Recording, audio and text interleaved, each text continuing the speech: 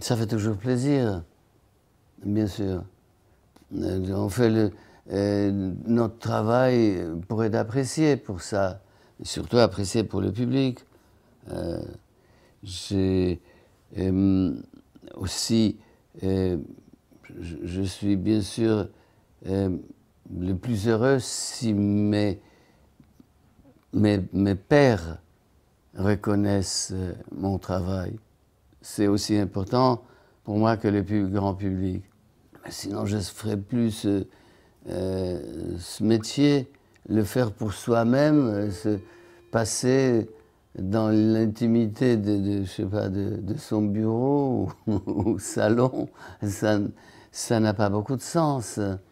Et en ce qui concerne les récompenses, elles sont souvent, elles symbolisent souvent la critique d'un groupe de gens. Parfois un groupe qui compte pour moi. Disons, l'Oscar, c'est quand même la voix de près de 5000 de cinéastes de différentes fonctions dans le cinéma, mais quand même, les gens qui font des films. C'est important qu'ils aiment ou pas. Parfois, ils peuvent se tromper. Quand ils n'apprécient pas mon travail, ça veut dire qu'ils s'est trompé. La passion était une chose qui s'est manifestée tôt dans ma vie. Et je pense, maintenant, je commence à comprendre que la passion, c'est une chose qui ne vous abandonne pas. Ou vous voulez faire ça, ou vous ne voulez pas. Moi, comme j'ai voulu, ça continue, c'est normal. J'essaye de faire des films ambitieux, et ça, ce n'est pas toujours très intéressant pour les gens qui financent. Donc, j'arrive à le faire, mais ne pensez pas qu'on me dit tout ce que tu veux ou du prix que tu veux. Je vais beaucoup au cinéma. J'aime le cinéma, j'aime voir les films dans une salle. Plus c'est bourré de gens, plus c'est intéressant. Et j'ai fait ce métier entre autres pour ça. Dans les films comme dans beaucoup d'autres métiers, il y a un équilibre, il y a de l'équilibre entre le coût coût du projet et la liberté que vous avez. Plus c'est cher, moins vous avez de liberté dans votre choix, dans votre travail, dans les résultats. Si un film comme celui-là,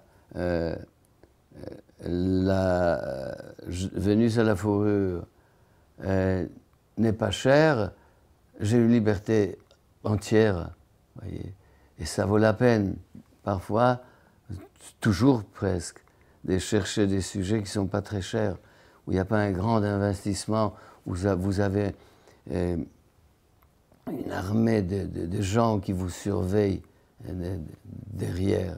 J'ai trouvé ça passionnant depuis assez longtemps, et j'ai voulu faire ce film il y a déjà une dizaine d'années, mais à ce moment, je pensais qu'il faut d'abord faire quelque chose de plus facile, plus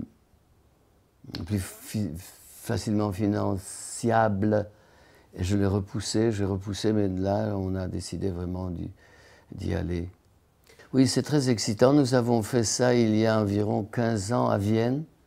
C'est un énorme succès.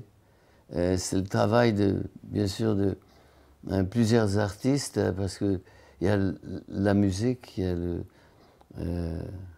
y a les paroles,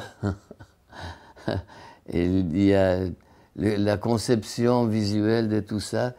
Et j'ai pensé à monter ça à Paris. Il n'y avait ou pas de temps, ou pas de volonté. Enfin, finalement, ici, il y a un moment où on pourra faire ça. je suis le produit d'une école de cinéma et je ne connais pas d'autres routes. Donc c'est mon conseil. C'est un métier qui s'apprend. On n'apprend pas le talent, mais on peut apprendre comment faire un film. Et on peut apprendre beaucoup de choses. Ça fait un raccourci. Aussi, dans cette atmosphère de l'école de cinéma, il y a beaucoup d'échanges entre des différents étudiants qui, parfois, on peut bien profiter de ça. Et finalement, c'est bizarre, mais c'est souvent grâce à cette concentration, on rencontre des gens qui peuvent s'intéresser à nous dans l'avenir. Des producteurs, d'autres metteurs en scène. Moi, j'ai connu beaucoup, moi, je suis comme ça, que j'ai démarré. Ah, c'est une excellente chose, bien sûr. Il faut savoir s'en servir. Ça nous permet de finalement faire tout ce qui passe par notre tête. Avant, il y avait quand même certaines limites. Je parle du visuel. Je parle du son aussi. Mais les effets spéciaux existaient avant. Mais c'était les effets qui étaient surtout faits devant la caméra, pas mal dans la post-production aussi. Mais ce qui était fait dans la post-production se voyait souvent, se sentait au moins, même si c'était bien fait. Maintenant, vous pouvez pas, voyez pas des limites, vous voyez pas les moments où vous regardez un effet spécial, sauf ces films qui sont faits où les effets spéciaux sont surexploités ou utilisés pour des effets spéciaux. On se rend tout de suite compte que c'est une chose qui n'est pas intégrée dans le reste du film. Je me sers beaucoup de numérique. Dans chaque de mes films, il y a des centaines de plans qui sont modifiés ou faits entièrement avec les effets numériques.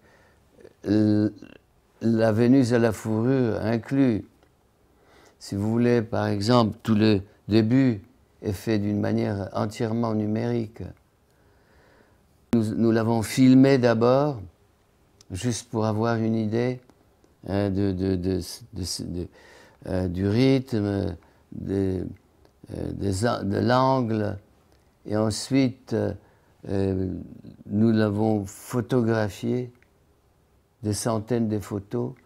Et ces photos étaient combinées ensemble jusqu'à la porte, l'ouverture de la porte, l'entrée dans les théâtres, combinées avec le plan de Mathieu sur scène.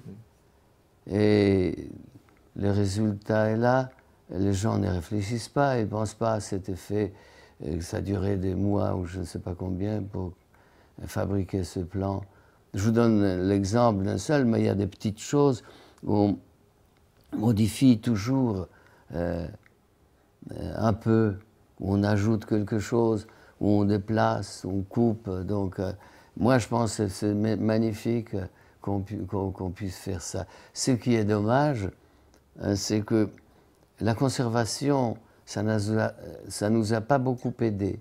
On attendait cet âge numérique en pensant, en espérant que là, finalement, on va pouvoir conserver le film pour la postérité. Beaucoup mieux qu'un négatif, vous savez, qui doit être gardé dans une cave avec une température constante, avec l'humidité d'air propre, etc. C'est pas vrai, ça conserve pas beaucoup, ça disparaît.